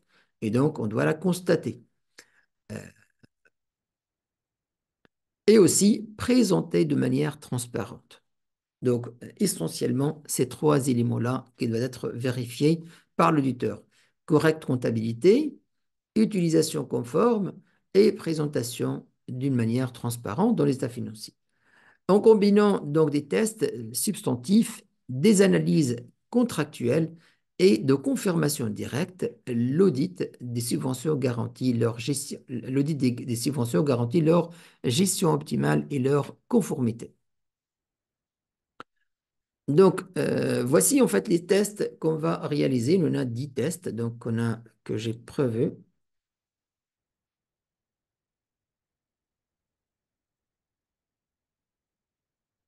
Donc, on va commencer par une évaluation du cadre de contrôle interne et des processus de gestion de subventions. L'objectif, c'est en fait, on va analyser les mécanismes de contrôle interne en place pour assurer une gestion optimale des subventions. Revue et conformité des subventions et accords de financement, donc vérification du respect des engagements contractuels avec les bailleurs de fonds. Confirmation des engagements et contrepartie avec le bailleur. Là, c'est une circularisation qu'on va réaliser. Vérification de confirmation directe des engagements pris et des contreparties attendues. Vérification de l'enregistrement et suivi de rapprochement de comptable. Là, c'est la partie comptabilité. Vérification du respect des obligations légales et fiscales des subventions, s'il y en a des obligations légales et fiscales, parce que dans chaque pays, il y en a certainement des particularités, que ce soit des obligations légales ou bien aussi des obligations fiscales. Analyse des écarts entre budget prévisionnel et dépenses réelles des subventions, examen des procédures de suivi et de reporting. Et là, c'est très important aussi parce qu'en général, vous allez trouver, pour les bailleurs, ils vont exiger tout ce qui est reporting. Donc, le reporting, et donc là, l'auditeur, il doit vérifier tout d'abord que le reporting il a été réalisé et aussi, il doit vérifier que le reporting il a été réalisé conformément aux clauses, c'est-à-dire selon les conditions de forme et de contenu exigées par le bailleur de fonds. Détecter aussi les risques de fraude, donc au niveau des subventions, donc aussi il y en a le risque de fraude et d'abus lié à l'utilisation des subventions. Contrôle de la présentation, de la transparence, traçabilité des informations, là tout ce qui est information à communiquer, évaluation de processus de contrôle interne et de restitution des subventions non utilisées. Donc aussi, on doit en tenir compte de l'éventualité de demande de remboursement, donc en cas de non-utilisation ou en cas de non-respect des clauses, des clauses. On va commencer donc petit 1, donc l'évaluation du cadre de contrôle interne. Donc là, je vous ai mis en fait des liens hypertextes. Donc juste vous cliquez ici, vous aurez voilà donc les tests à réaliser. Donc pour ce test-là, donc l'évaluation des cadres de contrôle interne et des processus de gestion de subventions. Objectif du test. L'objectif de ce test est d'évaluer l'efficacité et l'adéquation du système de contrôle interne mis en place pour gérer les subventions. Donc, il permet d'identifier les forces et les faiblesses des processus existants afin d'améliorer la transparence, la traçabilité et la conformité des fonds reçus et utilisés. Là, comme je vous ai parlé donc dès le début, les subventions, on ne va pas le trouver dans toutes les sociétés. Donc, les sociétés qui reçoivent d'une façon exceptionnelle donc une subvention, donc une fois dans sa vie, lors de la constitution, comme étant une aide pour l'acquisition de machines, là, on ne va pas faire tout ce système de contrôle interne. Mais pour un établissement public, pour un établissement donc, qui reçoit chaque année un budget d'exploitation, une subvention d'exploitation, une subvention d'équilibre, là, en ce moment-là, certainement, au niveau du système de contrôle interne, il doit y avoir donc un système robuste, un système développé de contrôle interne de ces subventions, surtout si le montant il est important. Méthodologie de test. Donc, tout d'abord, on va faire une cartographie des processus de gestion de subventions. Donc, on va identifier et documenter les processus de demande, les processus de demande, d'attribution, d'utilisation et de justification des subventions. On va examiner le rôle et responsabilité des différentes parties prenantes dans la gestion des subventions, la direction financière, la comptabilité, la gestion des projets, le bailleur de fonds, et vérifier donc la documentation de processus internes et leur conformité avec les exigences contractuelles et réglementaires. Analyse des dispositifs de contrôle interne. Donc, examiner l'existence de procédures formalisées pour la gestion des subventions, un manuel de procédures, des checklists ou bien des guides de reporting. Vérifier la séparation des tâches entre acteurs impliqués pour prévenir le risque de fraude ou d'erreur. Évaluer l'existence de contrôles préventifs et détectif dans la gestion des subventions, double validation des dépenses, suivi budgétaire, audit interne, vérifier l'efficacité des outils de système et systèmes d'information utilisés pour le suivi des subventions. Contrôle à effectuer et suivi des subventions. Donc, analyser la fréquence et la qualité de contrôle effectué sur l'utilisation des fonds, vérifier si les rapports internes sur les subventions sont produits régulièrement et analysés par les responsables concernés, contrôler l'existence d'un suivi budgétaire efficace permettant de détecter rapidement les écarts entre montant alloué et le montant dépensé. Identification des faiblesses et risques liés au contrôle interne, identifier les failles dans les dispositifs de contrôle interne pouvant entraîner une mauvaise utilisation des subventions. Aussi, vérifier si des cas de non-conformité, erreurs comptables ou fraudes ont été détectées lors d'audits précédents. Donc, on va vérifier en faisant la lecture du rapport de commissaire aux comptes des années précédentes. Évaluer les risques liés à l'absence de procédure claire ou un suivi insuffisant des subventions. Recommandations pour l'amélioration de contrôle. Donc, certainement, donc après avoir mais ça, comme je vous ai parlé dès le départ, ça dépend de l'importance des montants et de la période, c'est-à-dire de rythme de réception de subventions. Donc, si on reçoit une subvention une fois par an, donc c'est pas comme une société qui reçoit, en fait, dont la majorité de son budget, il est financé par des subventions. Donc, de la, dépend en fait de niveau d'obtention des subventions et la liaison en fait de l'entreprise avec ces subventions. Donc les montants, la périodicité, euh, donc est-ce que c'est exceptionnel, est-ce que c'est chaque année? Donc c'est à prendre en compte toutes ces particularités. Donc, après avoir réalisé tout ça, on va faire des propositions d'amélioration pour renforcer la gestion et le contrôle des subventions. Donc, dans les points donc, de procédure, toutes les faiblesses qui étaient détectées, on va faire des propositions d'amélioration. Suggérer la mise en place d'un nouveau contrôle ou l'optimisation d'un contrôle existant. Donc, s'il y en a des points de contrôle, mais qu'on voit qui sont insuffisants ou bien qui sont absents, donc on va demander donc l'ajout de nouveaux contrôles ou bien donc l'optimisation de contrôles existants. Recommander des actions pour améliorer la formation de personnel en charge de la gestion des subventions. Donc, si on voit que les défaillances sont dues donc, à une mauvaise maîtrise des procédures, donc en ce moment-là, on peut aussi demander la formation de personnel. Donc, livrable, donc on va livrer donc, la liste des points de non-conformité, une faiblesse détectée, plan d'action donc, pour renforcer les dispositifs de contrôle. Donc, feuille de travail, on peut faire une cartographie des processus de gestion de subventions, les grilles d'évaluation de contrôle interne, liste des points forts et points faibles et plan d'action correctif proposé. Donc, deuxième point, revue de conformité des subventions accords de financement. Donc, ça, c'est très important. Revue et conformité des conventions et accords de financement. Et donc là, parce que, comme je vous ai dit, il peut en découler donc la possibilité de remboursement, donc un risque. Donc, revue et conformité des conventions et accords de financement. Objectif, ce test vise à examiner les conventions et accords de subvention afin de s'assurer qu'ils sont conformes aux exigences légales, réglementaires, contractuelles. Donc, il permet également d'identifier les obligations des parties prenantes et garantit que les engagements sont respectés, minimisant ainsi le risque de non-conformité et de litige. On va collecter et analyser les documents contractuels, on va recueillir l'ensemble des conventions et accords, on va examiner les clauses contractuelles pour identifier les obligations en matière d'utilisation de fonds, de reporting et de restitution de subventions non utilisées. Ça, c'est très important. D'accord? Et d'ailleurs, on va faire des tableaux. Donc, d'ailleurs, je pense que je vous ai préparé des tableaux comme ça. Voilà. Par bailleur de fonds, par convention, référence de la convention, le montant, durée, obligation clé. D'accord? Donc ça, c'est une feuille de travail. Et non-conformité relevée. Et cette non-conformité relevée à quoi? Non-conformité relevée donc à ces clauses-là. À ces clauses-là. Clauses contractuelles.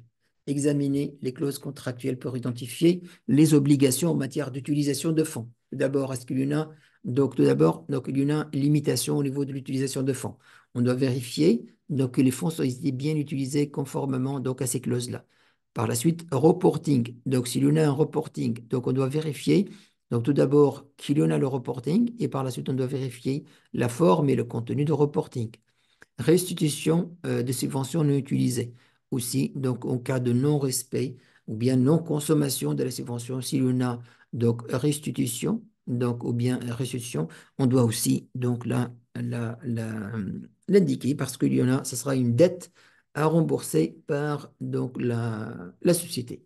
Vérifier la durée des conventions et les conditions de renouvellement de résiliation. Ça, c'est aussi très important. Donc, parce que, comme je vous ai parlé au début, donc une subvention, on peut en avoir une subvention, par la suite, on ne l'utilise pas. D'accord? Et donc là, on doit vérifier la durée de la convention. On doit vérifier la durée de la convention. Est-ce que la convention au 31/12, elle est encore donc, valable ou pas? S'il n'est pas valable, est-ce qu'il y en a des conditions de renouvellement? Et est-ce que s'il y en a des conditions de renouvellement, on doit vérifier est-ce qu'on respecte ces conditions de renouvellement? Par exemple, les conditions de renouvellement, il est conditionné, par exemple, par l'utilisation de plus que 50% de la subvention. Une demande de renouvellement doit être réalisée avant telle date. On doit vérifier est-ce que vraiment l'entreprise elle a respecté ces conditions-là. Est-ce que vraiment elle a le droit au renouvellement? Sinon, si elle n'a pas le droit de renouvellement, donc donc, euh, certainement, donc il y aura une demande de restitution. Et donc là, c'est une dette donc à constater, ou au moins une provision donc à constater. Vérifier les conditions d'attribution et d'éligibilité. Donc, contrôle si les conditions d'éligibilité définies dans les conventions ont été respectées. Donc, et là, les conditions, parce qu'un bailleur de fonds, il va vous donner, il y en a des conditions d'éligibilité. Donc, ces conditions d'éligibilité doivent être vérifiées d'une façon contenue. Donc, si l'une des conditions d'éligibilité n'est plus donc, justifiée, donc il peut y avoir aussi litige et donc demande de restitution. Examiner les exigences spécifiques concernant l'affectation des fonds. Et ça, c'est très important. Donc, si je vous donne du fonds pour financer du salaire, vous devez les dépenser dans le salaire. Et donc, l'auditeur doit vérifier que ces fonds-là, ils étaient vraiment utilisés pour les salaires et non pas pour, par exemple, une acquisition d'un bien ou bien d'autre chose. Vérification des obligations de reporting. Là, on va le voir par la suite en détail, l'obligation de reporting et de transparence. Donc, analyser les obligations en matière de production de rapports financiers et narratifs au bailleur. Vérifier si si les délais de soumission de rapports sont clairement définis et respectés. Donc, on va trouver, par exemple, donc un reporting exigé de façon trimestrielle qui doit être donc envoyé avant le 15 du mois suivant la trimestre. Exemple, d'accord? Donc, on va vérifier, est-ce que, parce qu'il y en a des fois où le non-respect de reporting, il peut conduire donc à une résiliation de la convention. Et s'il y a une résiliation de convention, on peut être amené à rembourser la subvention que nous avons reçue. Donc, il y en a un risque. Donc, s'assurer que les conventions imposent donc des obligations de transparence et d'audit externe. Aussi, on peut trouver qu'au niveau de la subvention, l'octroi, parmi les conditions d'octroi de la subvention, qu'il y en a un audit externe spécifique à l'utilisation de la subvention. Et donc aussi, on doit vérifier que l'entreprise elle a respecté donc ces clauses-là. Examen des clauses financières et des modalités de décaissement. Donc, vérifier les conditions de décaissement des fonds et les éventuelles tranches de paiement définies dans les accords. Examiner les clauses de remboursement en cas de non-respect des conditions d'utilisation des subventions. Là, c'est très important parce que ça peut engendrer des dettes euh, et même ça peut causer donc ça peut mettre en doute la continuité d'exploitation de l'entreprise. Donc, si le montant est très important. S'assurer que le taux de change et les modalités de gestion, là, pour les subventions qui sont reçues en devises étrangères, donc on doit s'assurer qu'ils étaient comptabilisés conformément au taux cours de change lors de la réception. Identification des risques et recommandations. Donc, identifier les clauses pouvant présenter des risques de non-conformité ou de sanctions financières. Donc, ça, c'est très important parce que ça peut générer un passif. Donc, vérifier si certaines conditions sont ambiguës et pourraient être source de litige avec le bailleur. Recommander des améliorations pour renforcer la clarté et la conformité de la convention accordée. Livrable, donc la liste des clauses critiques. Donc, on doit extraire donc, les clauses critiques de nos conformités identifiées. Recommandations pour amélioration de la gestion contractuelle des subventions. Donc, feuille de travail, on peut faire un tableau de synthèse des conventions par bailleur, par date, montant, durée et obligation. Checklist de conformité contractuelle, donc les clauses, donc et on vérifie le respect de chacune de ces clauses-là. Liste des clauses critiques ou non respectées.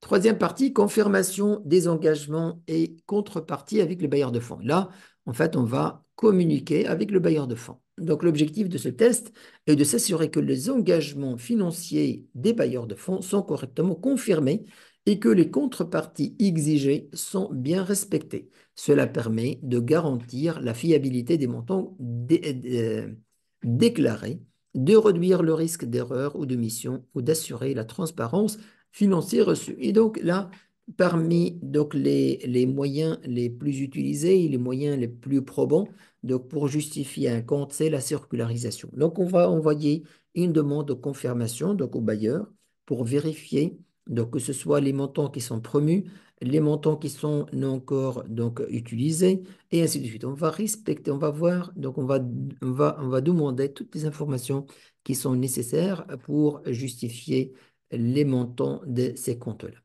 Donc, méthodologie, donc collecte et analyse des conventions et engagements de bailleurs de fonds. On va recueillir toutes les conventions, les lettres d'engagement et documents officiels relatifs aux subventions accordées, vérifier les montants engagés par le bailleur et leur concordance avec les enregistrements comptables, examiner les conditions de financement, notamment les tranches de paiement telles que les exigences spécifiques, donc utilisation de fonds, et ainsi de suite. Envoi de demande de confirmation. Là, vous voyez, en fait, on fait un envoi de demande de confirmation au niveau c'est-à-dire, on va citer donc d'ailleurs, je vous ai préparé donc un modèle de lettre de circularisation. Donc, rédiger et envoyer des courriers de confirmation au bailleur pour vérifier. Qu'est-ce qu'on va vérifier? Le montant total de la subvention accordée, les paiements déjà effectués et ceux restant inversés, les conditions de mise à disposition des fonds. D'accord? Comparer les réponses de bailleurs avec les enregistrements comptables et bancaires. D'accord? Par la suite, donc, nous avons envoyé une demande de confirmation. Nous avons reçu soit une confirmation, soit donc une correction des informations de bailleurs de fonds. Voilà en fait la lettre de circularisation. Comment? Voilà. Donc, cette modèle de lettre de confirmation. Donc, confirmation de subvention, vous dites, monsieur, madame, dans le cadre du état financier de notre organisation, pour l'exercice clos tel, nous vous prions de bien vouloir nous confirmer les informations suivantes relatives à la subvention que nous avons accordée que vous nous avons accordé. Vous nous avez accordé. Donc, référence de la convention, on va mettre le numéro de la convention, montant total accordé, on va le mettre les montants, et elle, en fait, le bailleur, il va juste confirmer le montant effectivement versé à ce jour, le solde à recevoir, donc le cas échéant, l'objet de la subvention, on va mettre donc une description, période de validité de la subvention, due au, conditions particulières aux clauses restrictives, donc s'il y a lieu, donc à préciser. Donc, nous vous serions reconnaissants de bien vouloir nous confirmer ou corriger, d'accord, les informations ci-dessus en nous retournant donc cette lettre signée par une personne habilitée dans le plus bref délai. Nous vous remercions d'avance. Et voilà une partie. Donc, on va mettre comme le papillon donc à la feuille. Voilà réponse de bailleur. Juste lui, en fait, il va coucher. Donc, soit il va mettre juste signé agissant en qualité de au sein de. Donc, soit il va cocher ça, confirmer les informations ci-dessus. Donc, pourquoi, en fait, il ne faut pas lui faire du travail. Donc, on ne va pas lui demander donc de nous fournir toutes ces informations-là. Donc, nous, on les a formés, on les a fournis. Lui, en fait, juste, il va coucher, c'est confirmé, ou bien il va apporter des précisions. Par exemple, il va vous dire le montant par exemple, le montant total. Donc, c'est pas 100 000, c'est plutôt 90 000, vu qu'elle a été révisée, donc suite à un avenant que nous avons signé. Exemple, d'accord? Le solde donc à recevoir, donc le cas échéant, par exemple, nous avons mis 30 000 et lui, il a dit non, c'est zéro, veut que l'entreprise, donc elle n'a pas respecté la totalité de ses engagements, et ainsi de suite. D'accord? Donc ça, c'est très important. Donc cette lettre de circularisation. euh, vérification de respect des contreparties exigées par le bailleur.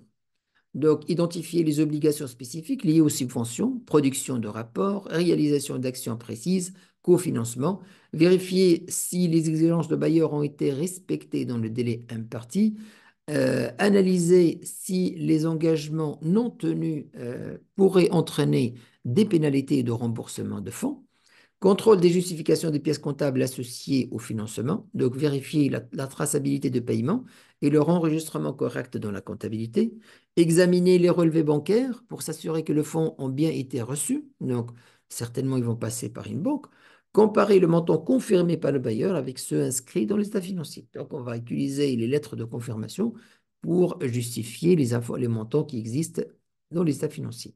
Identification des écarts et recommandations. Donc, on va analyser les différents écarts entre confirmation reçue et enregistrement comptable. On va identifier les éventuelles erreurs de déclaration, omission ou paiement en attente, proposer des améliorations. Donc, le livrable, ce sera essentiellement donc, tableau de suivi des confirmations reçues. Donc, on va faire un tableau de suivi de confirmations reçues. Nous avons envoyé à tel bailleur, à tel bailleur, à tel bailleur. Ça, nous l'avons reçu. Ça, nous ne l'avons pas reçu. Ça a relancé. Et ainsi de suite. Donc, peut faire un tableau comme celui-là. Donc, bailleur, montant enregistré, montant confirmé, date de confirmation, écart, montant.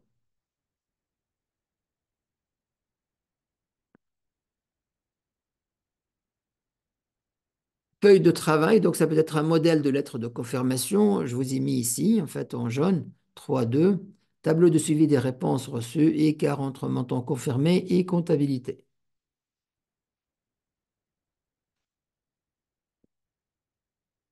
4, maintenant, c'est la comptabilité. Vérification de l'enregistrement, de suivi et de rapprochement comptable.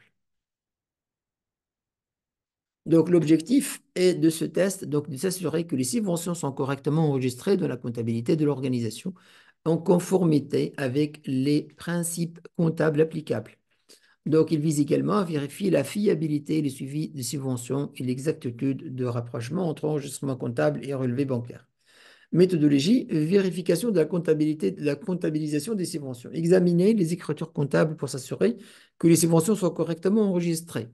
Vérifie le classement comptable des subventions, subventions d'exploitation, d'investissement et de fonctionnement. S'assurer que le principe comptable appliqué respecte les normes en vigueur, normes locales ou FRS. Contrôle de traçabilité de documents et de la documentation justificative. Donc, vérifier que chaque subvention reçue est appuyée par un document adéquat. Une convention de subvention, preuve de paiement, accusé de réception. Contrôler la bonne imputation des subventions dans le compte de l'organisation et vérifier si les pièces justificatives sont conformes aux exigences de bailleur et aux obligations comptables et fiscales. Donc, les pièces justificatives, donc il peut, par exemple, le bailleur exige c'est-à-dire il exige des pièces spécifiques, d'accord? Des pièces justificatives spécifiques, c'est-à-dire qu'ils doivent respecter telle et telle condition. Rapprochement des subventions avec le relevé bancaire aussi, on peut rapprocher surtout les encaissements, donc comparer les montants enregistrés en comptabilité avec les relevés bancaires pour s'assurer de l'exactitude de transactions, vérifier la date de réception des subventions et sa concordance avec la comptabilité, identifier les éventuels écarts et analyser les causes. Donc, identification des erreurs, détecter les anomalies éventuelles dans la comptabilité comptabilisation de la subvention, double enregistrement, omission, affectation erronée, proposer des recommandations et suggérer des actions correctives. Donc, feuille de travail, on va faire liste des écritures comptables relatives à la subvention, relevé bancaire et fiches. Donc, on va voir, d'ailleurs, je vous ai préparé. Donc, voilà, donc les principales écritures comptables qu'on va utiliser. Donc là, c'est le plan comptable qui concerne les subventions. Là, au niveau lorsque nous recevons donc l'accord, c'est la promesse de la subvention. S'il s'agit de subvention d'investissement, donc on va créditer le compte subvention d'investissement, on va débiter le compte état subvention à recevoir. Si c'est plutôt une subvention d'exploitation et d'équilibre, on va mettre 74, c'est-à-dire 7,41 ou 7,45, exploitation aussi, au équilibre.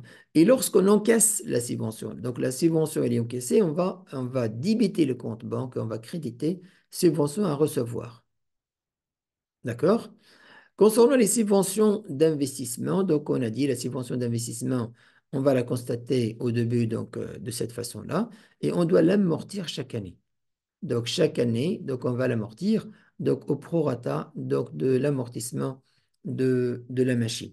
Donc, par exemple, là, nous avons donc, un taux de 20% d'amortissement. Donc, l'amortissement de la subvention doit suivre le même taux. D'accord? Donc, la subvention, elle doit suivre le même taux d'amortissement que Voilà, donc là, nous avons une subvention de 30 000. Donc là, je vais le cacher.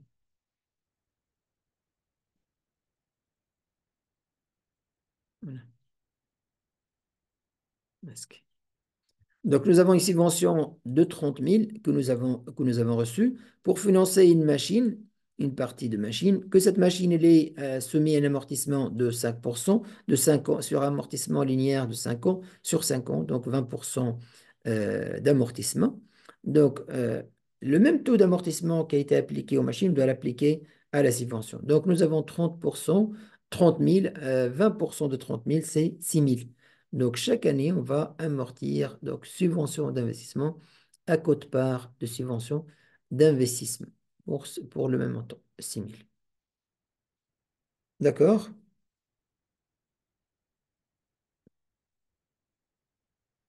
Très bien. Cinquième test, vérification du respect des obligations légales et fiscales de convention. Donc ça dépend donc de pays, chaque pays. Donc, par exemple, vous allez trouver qu'il y en a des pays là où la subvention donc, est soumise donc, à une retenue à la source ou bien une imposition particulière. Et donc là, on doit vérifier donc, le respect de cette exigence fiscale. Donc, ce test vise à s'assurer que les subventions reçues et utilisées respectent les obligations légales et fiscales et réglementaires en vigueur. Donc, il permet d'identifier les éventuels risques liés au non-respect des réglementations ou de garantir une conformité totale aux exigences des autorités compétentes et de bailleurs de fonds. Par exemple, on va trouver une obligation légale que la société elle doit faire, par exemple, doit maintenir donc, un registre des subventions. reçus. Ou bien il doit déclarer donc une déclaration spécifique, déclaration des subventions reçues.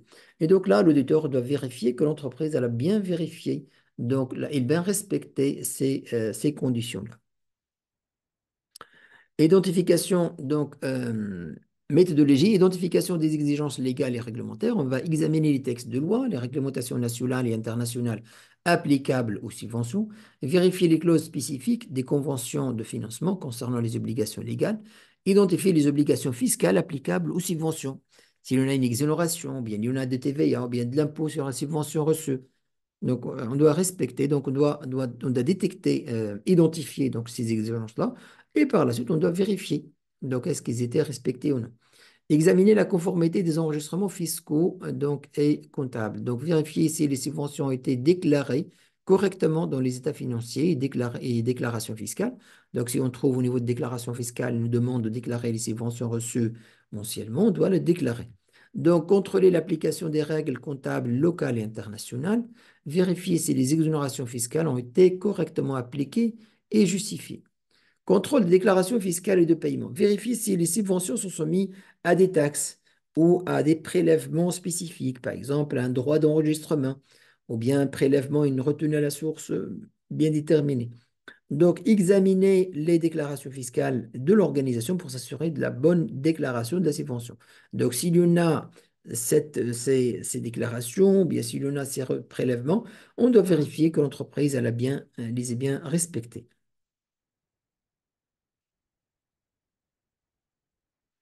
Vérification du respect des engagements envers le bailleur et autorité, donc vérifier la conformité des subventions avec la réglementation anti-blanchiment et les lois de transparence financière.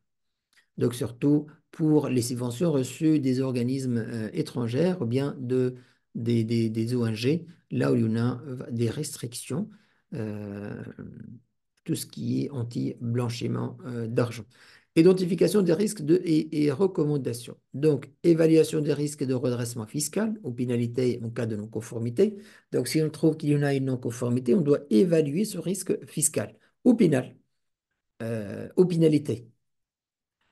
Identifier donc les ajustements comptables et fiscaux nécessaires. Donc, si on doit constater donc soit donc une taxe, soit une provision, donc on doit la constater et mettre les recommandations pour améliorer la gestion fiscale.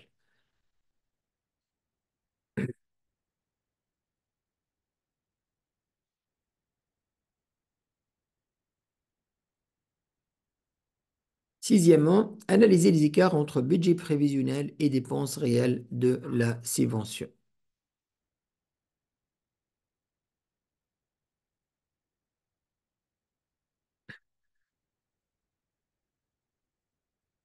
Donc, examen de la conformité et la justification des rapports d'utilisation. Donc, ce test donc, vise à s'assurer que les rapports transmis aux bailleurs de fonds sur l'utilisation des subventions sont complets, fiables, conformes aux exigences contractuelles et qu'ils reposent donc sur des pièces justificatives valides. Donc, ils permettent également d'évaluer si le rapport reflète fidèlement la réalité de l'utilisation des fonds et de prévenir tout risque de rejet, de sanction ou de demande de remboursement. Revue des obligations contractuelles en matière de reporting. Donc, on doit identifier dans les clauses, s'il y en a des clauses donc, qui concernent le reporting, donc identifier à partir des conventions de subvention de type de report requis, rapport financier, rapport narratif, rapport technique. Relever les délais de soumission, par exemple fréquence, donc que ce soit mensuel, trimestriel, semestriel, annuel, avant telle date. Et les formats exigés, donc s'il y a un format, donc il y a un formulaire, donc, ou bien document justificatif à joindre, donc voilà, à joindre telle et telle pièce. Déterminer si les bailleurs exigent un audit externe ou une tension de conformité, une attestation de conformité. Aussi, on peut se trouver, surtout pour les montants importants, que les bailleurs exigent un audit donc spécifique à ces subventions, ou bien une attestation de conformité. Examen de contenu de rapport soumis. Donc, vérifier si le rapport financier présente un état détaillé des dépenses par rubrique budgétaire. S'assurer que le montant reporté dans le rapport correspond aux enregistrements comptables et aux relevés bancaires. Comparer les réalisations. activités, livrables, indicateurs des objectifs initiaux figurant dans le plan de projet. Vérifier la conformité formelle et contractuelle. De contrôler le respect du format, des délais, des structures imposées par le bailleur. Donc, il peut que le bailleur il exige donc format spécifique dans un délai spécifique et une structure aussi spécifique. Donc, s'assurer que les documents du support sont complets. Par exemple, il va demander un bordereau de dépenses, des factures, des contrats, des feuilles de présence, et ainsi de suite. Vérifier que les dépenses rapportées sont bien éligibles selon les clauses de convention. Donc, on doit s'assurer que ces dépenses, donc, ils étaient financées, ce sont les dépenses qui étaient prévues dans la clause de la convention, dans la clause de convention. Analyse de la justification des écarts, donc identifier les écarts éventuels entre budget prévisionnel et dépenses réelles. Ça pour tout ce qui est donc, des subventions d'exploitation ou bien subventions d'équilibre. Vérifier si ces écarts sont correctement expliqués et justifiés dans un rapport. S'assurer que les ajustements, réaffectation des fonds, modification d'activité ont été validés.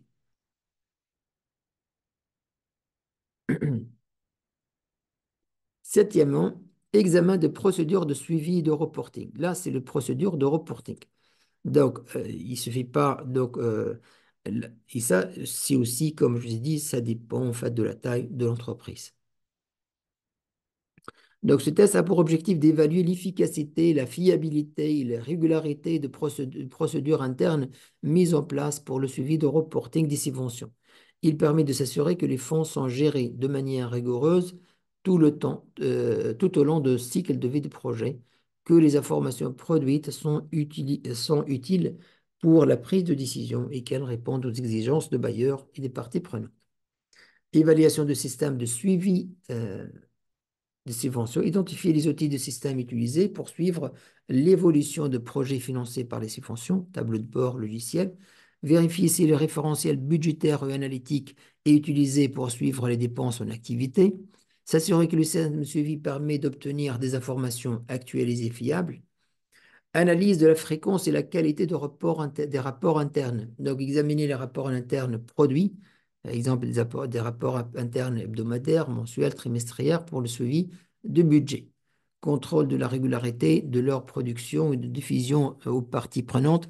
Et comme là, comme je vous ai dit, là, ça dépend vraiment de l'importance de ces montants-là et des exigences, que ce soit internes et externes, que ce soit par le bailleur ou bien par les cellules de contrôle internes, mais ce n'est pas systématique à toutes les sociétés. Aussi, détection des risques et fraudes. Là, c'est très important aussi parce que ça peut être une source de fraude et de détournement de fonds. Donc, ce test a pour objectif de détecter les signes de fraude, de mauvaise gestion ou d'abus dans l'utilisation de subventions. Il permet de s'assurer que les fonds sont utilisés conformément à leur objet, dans le respect des procédures établies et qu'aucune manipulation, collision ou irrégularité n'est intervenue dans le processus d'allocation, d'exécution ou de la justification des dépenses. Méthodologie. Donc, tout d'abord, identifier les zones à risque dans le cycle de gestion des subventions. Cartographie des étapes sensibles, l'encaissement, l'approvisionnement, les paiements, justification.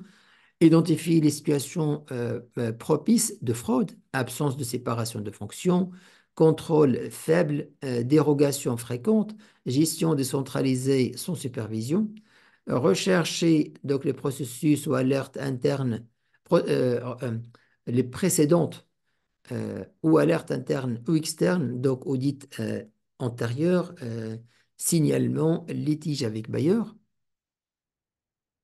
Donc, tout ce qui est donc, que ce soit donc les rapports donc édités en interne, ou bien le rapport de précédent commissaire aux comptes, ou bien litige avec le bailleur, qui en fait, là où ils ont évoqué qu'il y en a des détournements de fonds. Analyse des écritures comptables et des flux financiers suspectes. Donc, rechercher les écritures inhabituelles ou exceptionnelles, écritures multiples de fin de période, affectation non justifiée, identifier les dépenses qui paraissent anormalement élevées ou inappropriées par rapport à la nature de projet, vérifier les paiements en espèces, les avances mal régularisées ou le remboursement excessif, Donc, surtout pour les frais de formation, les frais de ces choses-là. Donc, ça peut être donc, euh, et vérifier les pièces justificatives, de contrôler l'authenticité et la cohérence des factures, bons de commande, feuilles de présence, contrat, par exemple pour les formations, feuilles de présence ça, surtout pour les subventions donc, qui concernent des projets bien déterminés, par exemple pour les incubateurs.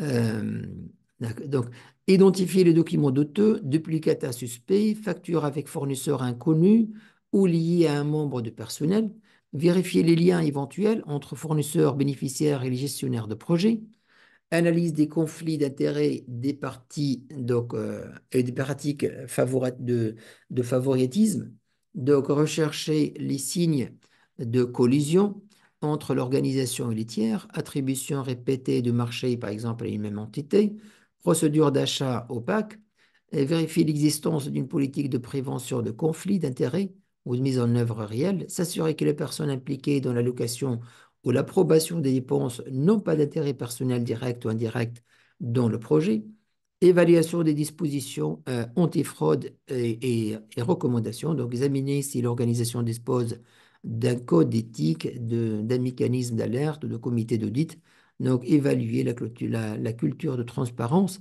et au niveau de sensibilisation des équipes au risque de fraude, proposer des actions correctives, donc renforcement de contrôle, rotation des responsabilités, audit interne renforcé, mise en place de canaux de signalisation. Donc, feuille de travail, cartographie des zones de risque, grille d'analyse des écritures des pièces suspectes, journal des actes, des alertes et de vérification spécifiques. 9e partie, c'est le contrôle de présentation, de transparence, traçabilité des informations. Là, c'est les notes, donc c'est les informations communiquées.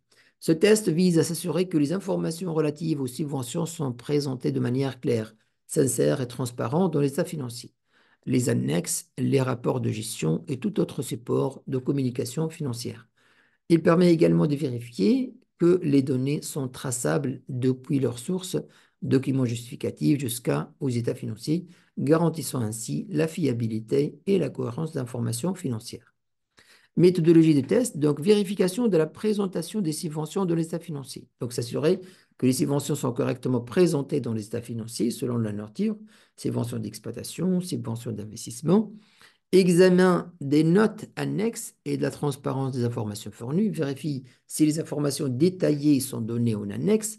Donc, le montant reçu. euh, euh,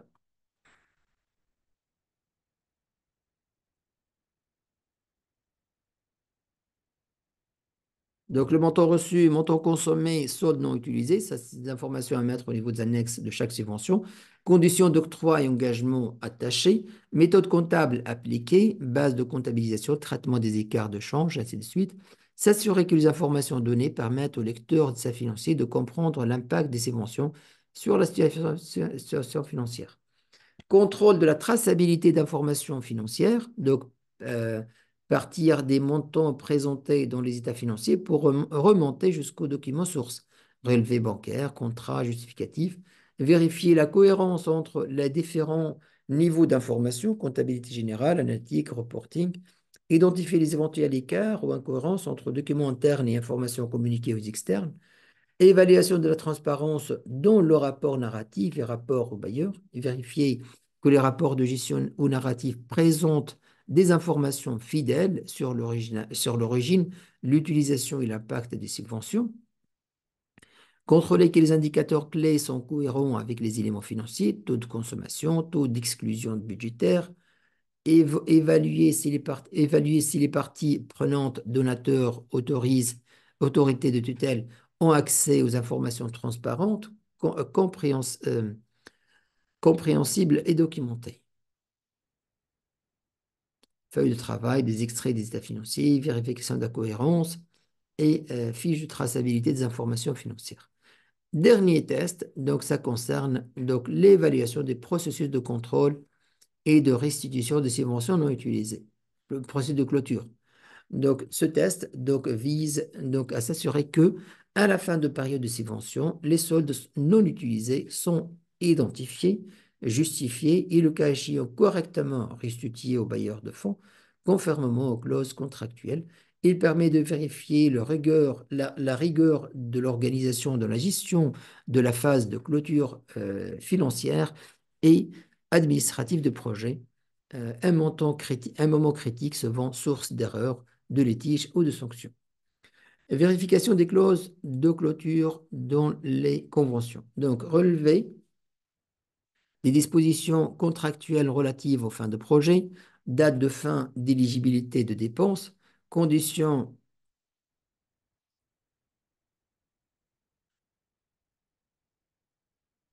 conditions de restitution de fonds non utilisés, exigences en matière de rapport de clôture et d'audit financier. Identifier les délais imposés pour la soumission des rapports de clôture et de la restitution de reliquats. Donc, calcul de soldes non utilisés à la clôture de projet, dresser donc un état récapitulatif des subventions reçues, des dépenses engagées et des soldes restants. Vérifier que toutes les dépenses engagées avant la date de fin sont bien comptabilisées, validées et justifiées. Identifier les fonds non engagés ou non utilisés à la date de clôture. Contrôle de restitution effectuée des fonds excédentaires. Donc, vérifier si le reliquat identifié a été restitué au bailleur selon les modalités prévues. Contrôler que l'opération de restitution est enregistrée correctement en comptabilité. Examiner s'il y a lieu de négociation de réaffectation autorisée des fonds non utilisés. Examen des rapports de clôture et des pièces justificatives. Donc, vérifier que le rapport final de clôture est établi et transmis dans les délais. S'assurer que le rapport présente donc un état de dépenses détaillé, un bilan financier final et des explications sur les écarts éventuels. Examiner si l'audit final ou la revue externe a été réalisée, si requis par le bailleur éventuellement. Très bien. Donc là, je vous ai mis, en fait, j'ai essayé de vous mettre des pièces, des feuilles de travail. Par exemple, là, montant reçu, montant utilisé, solde, restitution effectuée, justificatif et commentaire pour chaque test. Très bien. Là, on a terminé donc l'audit des subventions. Ça a pris un peu de temps. Donc, j'ai pensé à faire donc avec l'audit de subventions aussi l'audit des emprunts. On va le faire la prochaine fois, Inch'Allah. Merci une autre fois. J'espère que vous allez bien et j'espère vous voir. Donc, juste après Ramadan, on va revenir donc aux séances de live. Donc, je vous souhaite bonne journée et à très bientôt. Au revoir.